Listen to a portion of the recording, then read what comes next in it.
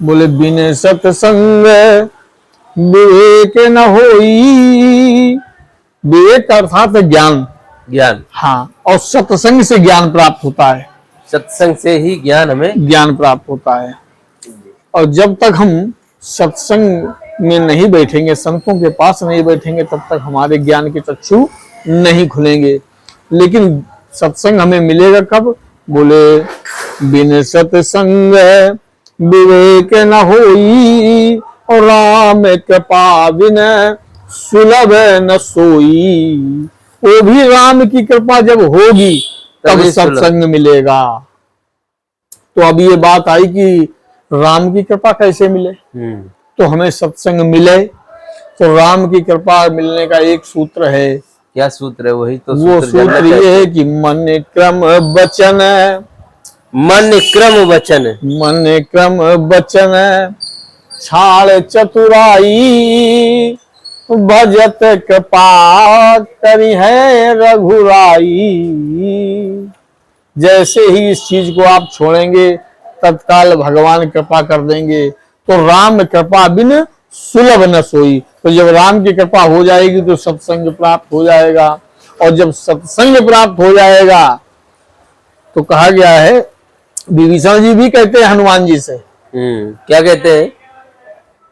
कहते हैं कि अब मोहि भरोसे हनुमंता, कि बिन हरि कृपा मिले नहीं संता।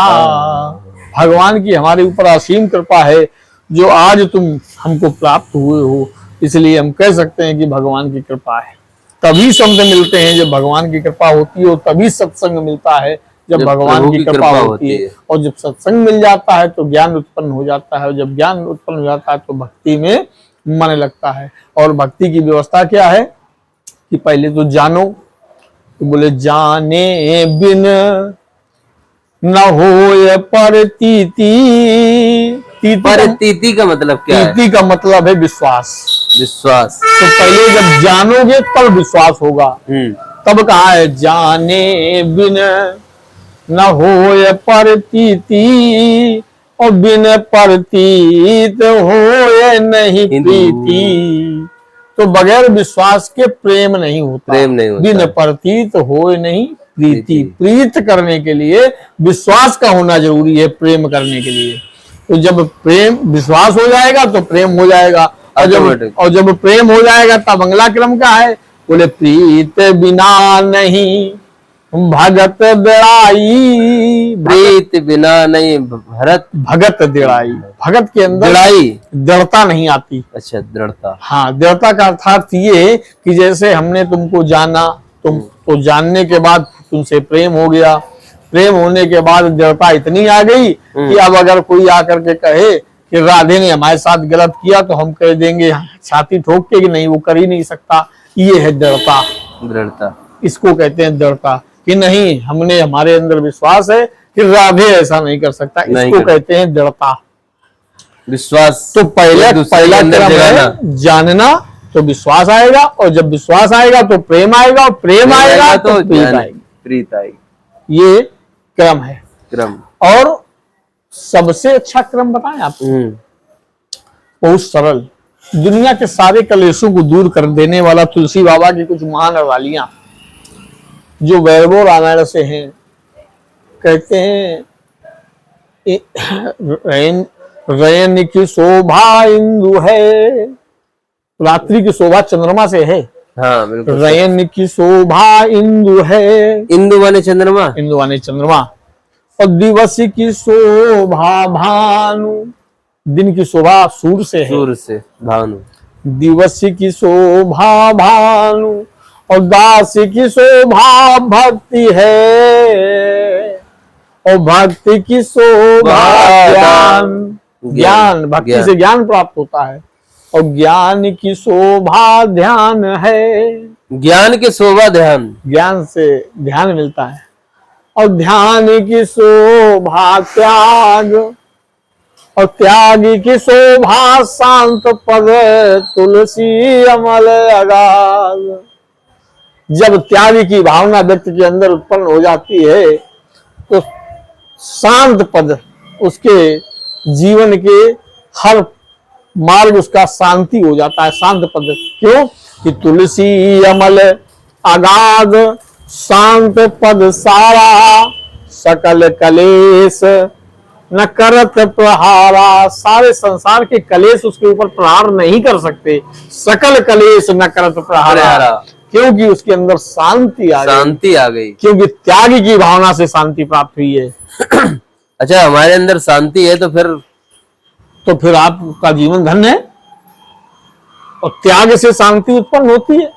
किसी चीज को त्यागने से त्याग से शांति उत्पन्न होती है। त्याग का मतलब ये होता है कि जैसे आपके भ्राताश्री ने दो हाथ जमीन ज्यादा ले ली, तो आपने धैर्य धारण कर लिया, बोले ठीक है। तो ये है त्याग की भावना। ठीक है, किसी से 5,000 लेने तो उसने 4500 दिए, आपने कोई मन में मलाल न रखते हुए हंसते हुए स्वीकार किया, बोले ठीक है। ये है त्याग। ठीक है, हम किसी के लिए कुछ कर जाएं और उसका एहसान न जतावें, ये है त्याग। इसको कहते हैं त्याग। और जब त्याग की भावना व्यक्ति के अंदर आ जाती है तो उसके लिए सारे मार्ग शांति पद हो जाते हैं। ऐसा तुलसी बाबा की बैरबो रामायण में ये व्यवस्था दी हुई है। ये व्यवस्था दी हुई है। तभी तो कहते हैं कि राम क्या है। राम क्या है? तो राम ही केवल न राम ही केवल प्रेम प्यारा, जान ले है जो जानहारा। जो जानने वाला है वही जान सकता है, हर व्यक्ति नहीं जान पाएगा।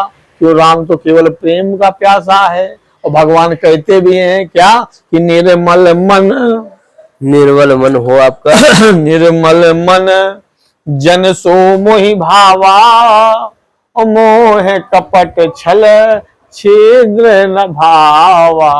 हमको कपट छल ये नहीं अच्छे लगते। जिसका मन निर्मल हो वो मुझे प्रिय है। ठीक है, जिसका मन निर्मल हो वो मुझे प्रिय है। जबकि कहा गया है, कहते जो परहित में जीता है ओ परहित में मरता, उसके हर आंसू रामायण और उसकी हर बोली गीता है। क्यों कि परहित सरिस धर्म नहीं भाई, और पर सेवा सम नहीं अधिमाई। जो परहित में जीता और परहित में मरता, उसके हर आंसू रामायण और उसकी हर बोली गीता है। क्योंकि कहा गया है शास्त्रों में कि परहित सरिस धर्म नहीं भाई, पर सेवा सम नहीं अधिमाई। तो परहित जो पर पे हित करने वाला है, दूसरों का हित करने वाला है, वही आज सबसे बड़ा है। ठीक है। और कलयुग के लिए तो कुछ विशेष व्यवस्था दी गई है। कलिकर एक, कलयुग में कलिकर एक पुनीत प्रतापा। एक पुनीत प्रताप है कलयुग में, जो अन्य युगों में नहीं था। सतयुग में, त्रेता में, द्वापर में ये नहीं था जो इस समय है। क्या है? कलिकर एक पुनीत प्रतापा, मानस पुण्य हुए नहीं पापा। मानस पुण्य हुए नहीं पापा। तो मस्तिष्क से किसी के विषय में अच्छा सोचोगे तो उसके पुण्य प्रताप प्राप्त होंगे, और किसी के विषय में बुरा सोचोगे तो उसका पाप नहीं लगेगा। ये व्यवस्था केवल कलयुग में है। किसी के बारे में अच्छा सोचोगे तो पुण्य प्रताप प्राप्त होगा। बिल्कुल होगा। और किसी के विषय में अगर गलत सोचोगे तो पाप नहीं लगेगा। ये कलयुग के लिए विशेष बात है। तो किसी के बारे में हम गलत सोचेंगे तो पाप नहीं लगेगा। कलयुग में ये विशेष बात है। इसीलिए तो कहा गया है कि कलयुग केवल नाम आधारा, सुमेर सुमेर नहीं उतर ही पा। कलयुग में केवल भगवान का नाम स्मरण करके इस भवसागर से पार उतरा जा सकता है, अन्य युगों में नहीं। अन्य युगों में, सतयुग में तप था, तप करने से, जब तक था। तप करोगे, जब हाँ। आदमी कलयुग से पार होता था। कलयुग में केवल नाम केवल लेना है मित्र। त्रेता में नाम केवल लेके अपने युग, त्रेता में यज्ञ था, यज्ञ, यज्ञ बड़े बड़े यज्ञ होते थे। हाँ, यज्ञ था। तो भाई कलयुग में केवल नाम लेने से, कलयुग में केवल नाम आधारा, सुमिर सुमिर नर उतर ही पारा। तो क्यों देर करते हो, हरि तो भजन में तो लग बस जाओ। यही कहेंगे कि परहित सरिस धर्म नहीं भाई, पर सेवा सम नहीं अदमाई। जय जय श्री राधे, जय जय श्री राधे, जय जय श्री कृष्णा।